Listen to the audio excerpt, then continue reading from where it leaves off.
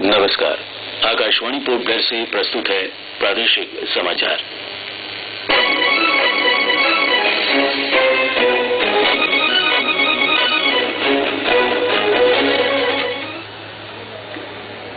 स्वतंत्रता सेनानी और शिक्षाविद पंडित मदन मोहन मालवीय को मरणोपरांत भारत रत्न से सम्मानित किया गया।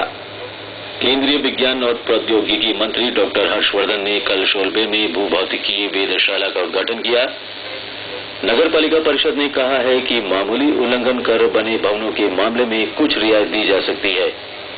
श्रम, रोजगार और प्रशिक्षण विभाग की ओर से द्वीप समूह में बाल श्रम का सर्वेक्षण कराया जाएगा और एमवी स्वराज द्वीप के आज दोपहर बाद 3:30 बजे तक पोर्ट ब्लेयर पहुंचने की संभावना है।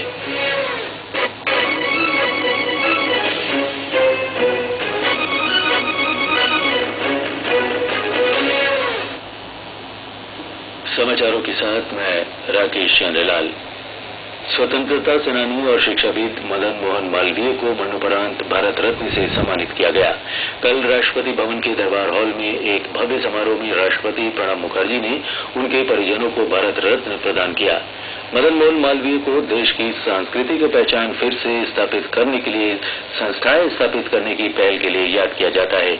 उन्होंने काशी हिंदू विश्वविद्यालय की स्थापना की थी। सत्यमेव जयते के नारे को लोकप्रिय बनाने का श्रेय भी उन्हीं को जाता है। भाजपा के वरिष्ठ नेता लालकृष्ण आडवाणी, अकाली दल नेता और पंजाब के मुख्यमंत्री प्रकाश सिंह बादल और जगत गुरु राम भद्राचार्य को पद्म विभूषण और स्वपन दासगुप्ता, डेविड फ्राले, हरीश साल्वे तथा श्री सतपाल को पद्म भूषण से सम्मानित किया गया। पद्मश्री पाने वालों में जाने माने फिल्म निर्माता संजय लीला भंसाली, डॉक्टर रणदीप गुलेरिया, लेखक प्रसून जोशी और प्रोफेसर अलका कृपलानी शामिल हैं।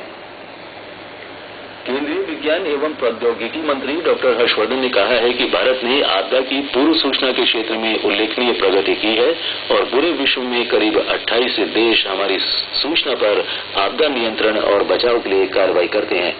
डॉक्टर हर्षवर्धन कल शोलबे में नवस्थापित भूभौतिकीय वेधशाला का उद्घाटन करने के बाद अपने विचार व्यक्त कर रहे थे। उन्होंने कहा कि हमारे देश के वैज्ञानिक पूरी दुनिया में उत्कृष्ट सेवाएं दे रहे हैं। अंडमान की चर्चा करते हुए उन्होंने कहा कि इस वेधशाला के माध्यम से प्राप्त आंकड़ों से द्वीप समूह के चारों ओर मौजूद खनिज और तेल के भंडारों के बारे में पता लगाने में सहयोग मिलेगा। इसके अलावा भूकंप का अनुमान लगाने में भी ये सहयोग प्रदान करेगा। डॉक्टर हर्षवर्धन ने कहा कि भारत में अंडमान की धरती सबसे पवित्र स्थल है। यहाँ वीर सावरकर सहित अनेक क्रांतिकारियों ने देश की आजादी के लिए यातनाएं सही। डॉक्टर हर्षवर्धन ने कहा कि हमारे क्रांतिकारी नई पीढ़ियों के लिए प्रेरणा के स्रोत बने रहेंगे। इस मौके पर द्वीप समूह के उपराज्यपाल लेफ्टिनेंट जनरल ए.के. सिंह ने द्वीप समूह में लागू की जा रही परियोजनाओं पर अब तक हासिल हुई उपलब्धियों पर विस्तार से प्रकाश डाला। कार्यक्रम में सांसद विष्णुपद रे ने अपने संबोधन के दौरान कहा कि नवस्थापित वेधशाला द्वीप समूह के लिए एक बड़ी उपलब्धि है। भविष्य में इसे क्षेत्रीय वेधशाला केंद्र के रूप में विकसित किया जाना चाहिए। कल के समारोह में क्षेत्र के पंचायती राज संस्थाओं के प्रतिनिधि और प्रशासन के अधिकारी मौजूद थे।